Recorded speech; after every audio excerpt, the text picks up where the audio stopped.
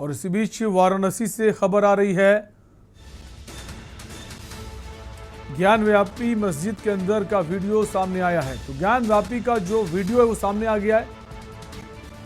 ज्ञानव्यापी मस्जिद के अंदर वजू खाने का वीडियो बताया जा रहा है। वजू खाने के अंदर का बताया जा रहा है वीडियो। जो शिवलिंग की चर्चा इस वक्त बनी हुई है, वीडियो कब का है इसकी पुष्टि करना मुश्किल है। ज्ञानव्यापी के भीतर का ये वीडियो बताया जा रहा है। वजू खाने का वीडियो वायरल हुआ है और जैसा कि हम दिन भर चर्चाओं में सुनते रहे कि वजू खाने के भीतर शिवलिंग दिखाई दिया है। वीडियो कब का है इसकी पुष्टि करना मुश्किल है। हर महीने तालाब की सफाई होती है, सूत्रों के हवाले से खबर है। ज्ञानव्यापी मस्जिद के अंदर का वीडियो सामने आया है। ये वो वीडियो है, आप तस्वीरों में देख सकते हैं। जो तालाब है जहां जो मुस्लिम भाई हैं नमाज से पहले वजू करते हैं। एक्सक्लूसिव तस्वीरें आपको दिखा रहे हैं। ज्ञानव्यापी के भीतर का ये वीडियो बताया जा रहा है। जहां मुस्लिम भाई वजू करते हैं वहां का ये वीडियो बताया जा रहा है। कुछ लोग साफ सफाई करते नजर आ रहे हैं। ये तालाब है जहां पे वजू किया जाता है और आप सेंटर में देख सकते हैं अंदर का ले लो, अंदर का। उसे शिवलिंग बताया जा रहा है। इस सेंटर में आप देख सकते हैं इसे शिवलिंग बताया जा रहा है।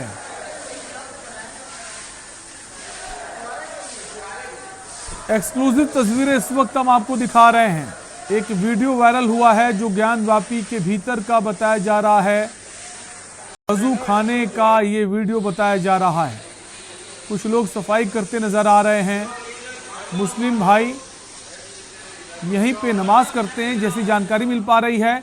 और इसी खबर पर हमारे प्रधान संपादक दुरेंद्र चौहान जी जुड़ गए हैं। सर, जो वीडियो वायरल हुआ है कैसे देखते सर इसे?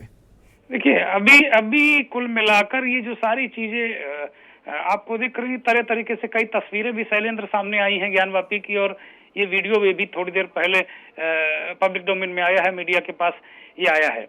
ये अलग अलग तरीके से चीजें अलग अलग नजरिए से कही जा रही हैं, लेकिन ये सही है कि जो 400 साल से यहाँ जो 400 साल पहले मंदिर को तोड़कर मस्जिद बनाई गई, वो उसका ये वजू खाना है।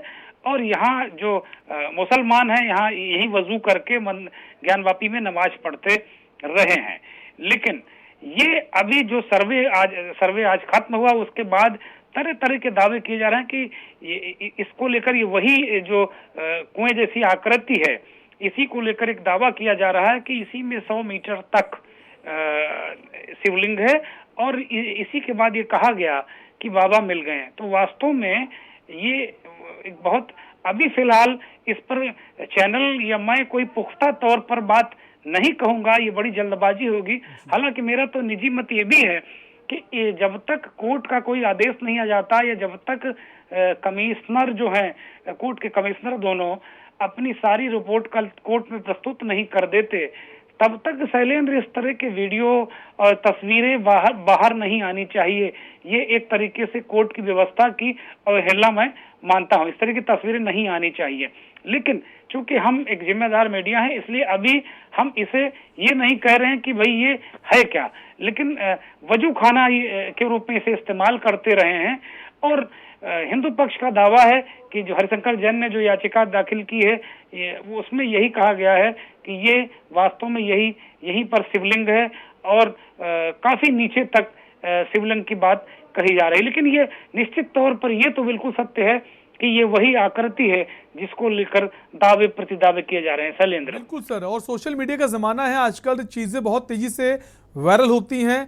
हम हालांकि पुष्टि किसी चीज़ की नहीं कर रहे हैं, लेकिन जो सर जो आकृति नज़र आ रही है बिल्कुल सेंटर में, केंद्र में, वो तो शिवलिंग नुमा आकृति नज़र आ रही, जहां तक हम देख पा रहे हैं। सर आप देख पा रहे हैं, क्या कहेंगे सर? नहीं, निश्चित तौर पर इसमें कोई शक नहीं है शैलेंद्र को। निश्चित तौर पर वो आकृति एक तरीके से क्या कहें, वो बिल्कुल शिवलिंग जैसी ही आकृति है। हालांकि कुछ दिन पहले अभी ये बात कही जा रही थी, यहाँ के जो मुस्लिम पक्ष वो कह रहा था कि नहीं, ये 10-12 साल पहले तक फाउंटेन था, फव्वारा था, चल रहा था।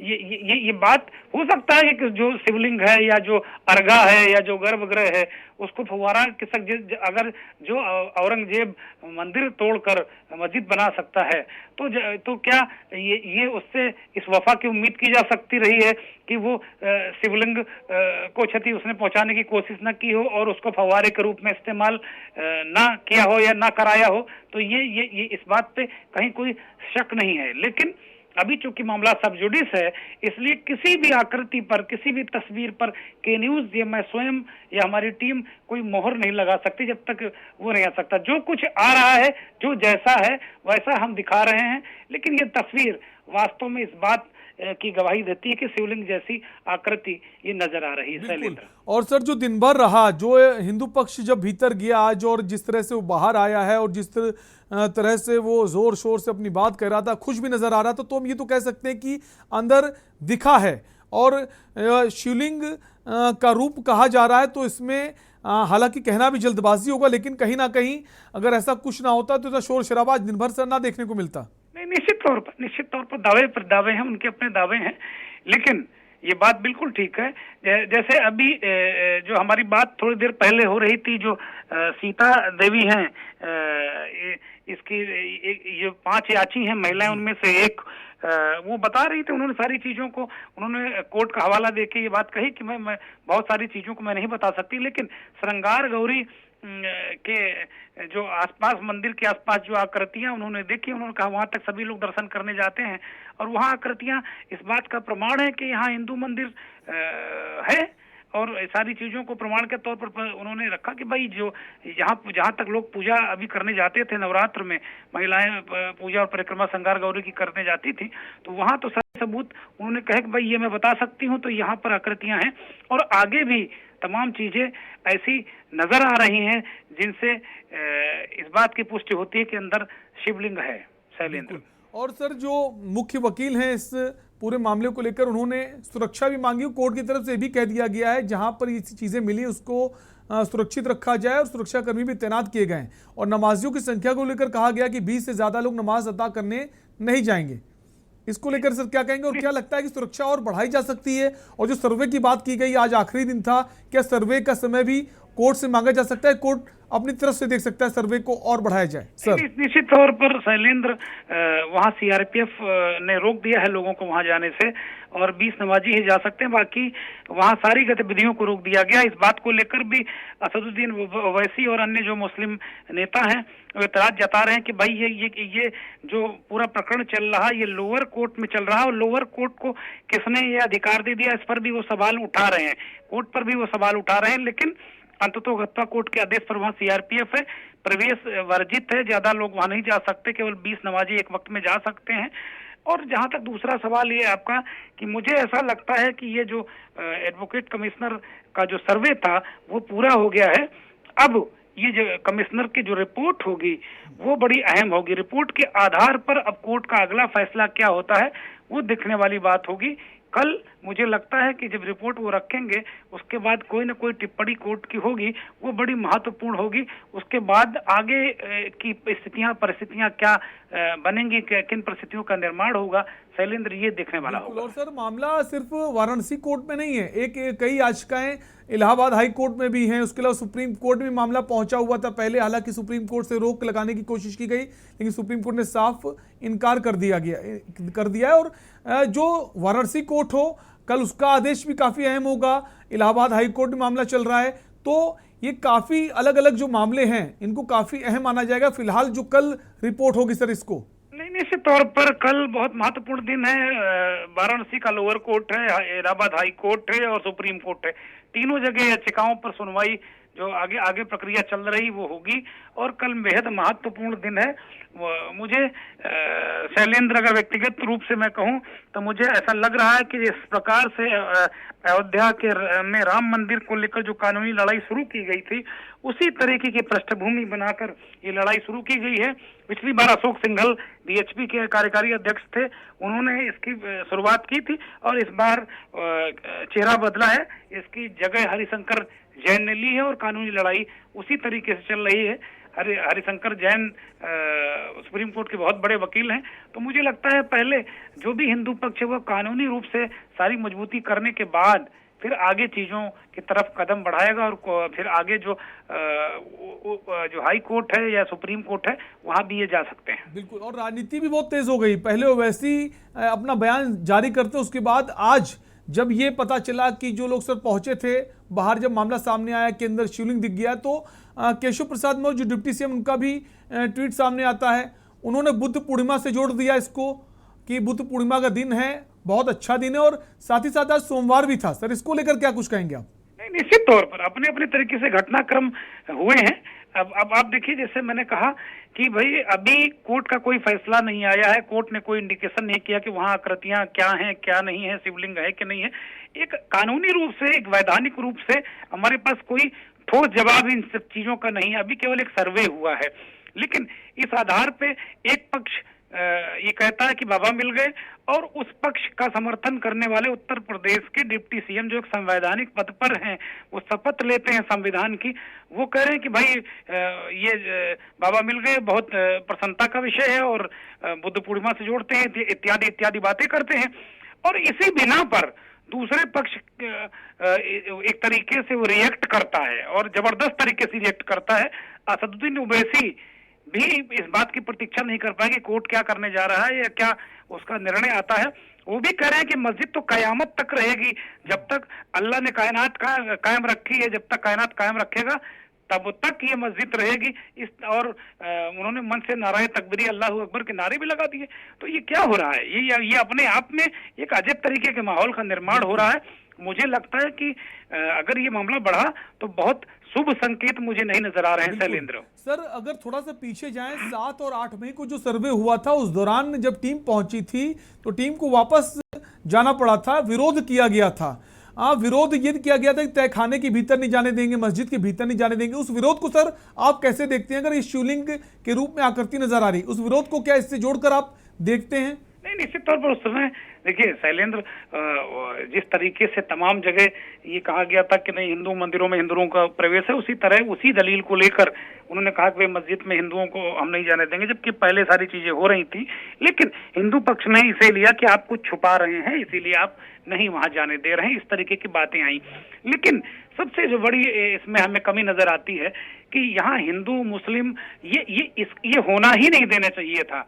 सीधे जब कोर्ट का मसला है तो कोर्ट को सख्ती से ये कह देना चाहिए था कि भाई जितने लोग जा रहे हैं, और कहा भी कोर्ट ने, अब उसका पालन एडमिनिस्ट्रेशन को कराना है, उसने कितना कराया नहीं कराया, लेकिन इस विषय पर सीधे सीधे कोर्ट ये रोक लगा देता है कि इस विषय पर ना कोई रिपोर्टिंग होगी, ना कोई बयानबाजी होगी और ना एक्स्ट्रा आदमी जाएंगे जब तक कि सारी रिपोर्ट कोर्ट के पास नहीं आ जाती। मुझे लगता अगर ऐसा कर दिया जाता तो ये आज जो जिन स्थितियों का निर्माण हो रहा है वो नहीं होता शैलेंद्र। लेकिन सर जो छिपाने वाली बात थी, जो ये लोगों के जहन में था कि कुछ ना कुछ छिपाया जा रहा है, और ये जो फोटो सामने आया है, जो वीडियो हम देख रहे हैं, उससे कहीं ना कहीं ऐसा लगता है हाँ कोशिश की गई थी ये चीजें बाहर ना आ पाए। नहीं, कह सकते हैं शैलेंद्र, अभी ये एक जर्नलिस्ट के रूप में, और अगर यूं कहें कि एक मतलब ठीक ठाक अनुभव वाले जर्नलिस्ट के रूप में अगर मैं कहूं अपने आप को, तो मैं ये नहीं कहूंगा। अभी मुझे थोड़ा इंतजार करना बेहतर होगा कि कल जब कोर्ट कोई बात कहता है तभी मुझे कोई बयान देना चाहिए। व्यक्तिगत रूप से मैं क्या फील करता हूं ये सार्वजनिक रूप से प्रकट करने सर जो शुरुआत की अगर बात करें, शुरुआत में जो टकराव थोड़ा सा देखने को मिला था, उसके बाद जब कोर्ट ने दोबारा आदेश जारी किया अगर कोई खिलाफत करेगा तो उस पर कार्रवाई होगी, एफआईआर दर्ज होगी, क्या सर उसका असर देखते हैं कि उसके बाद लगातार शांति व्यवस्था बनी रही है, कहीं ऐसा कोई टकराव नजर नहीं आया? जब जुडिशरी सख्त होती है या सख्ती से कोई निर्णय लेती है तो किसी की मजाल नहीं है।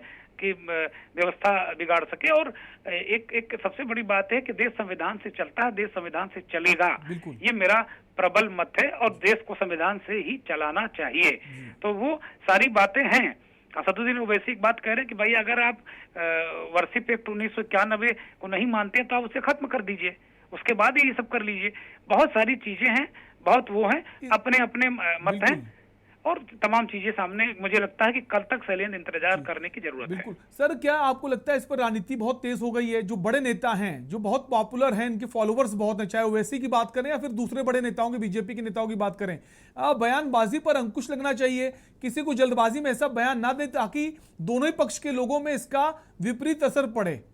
मैंने शैलेंद्र अपने कार्यक्रम मंथन में भी यही विषय था आज मेरा, और मैंने इस बात को बहुत पुरजोर तरीके से कहा कि जो सारा झंझट बवाल ये है, एक तो सबसे बड़ी बात है कि खबरें अभी जब ये मामला सब जुडिस है, उतना सेंसिटिव मामला है, तो इस पर इसकी रिपोर्टिंग पर रोक लगनी चाहिए, रिपोर्टिंग नहीं होनी चाहिए इसकी।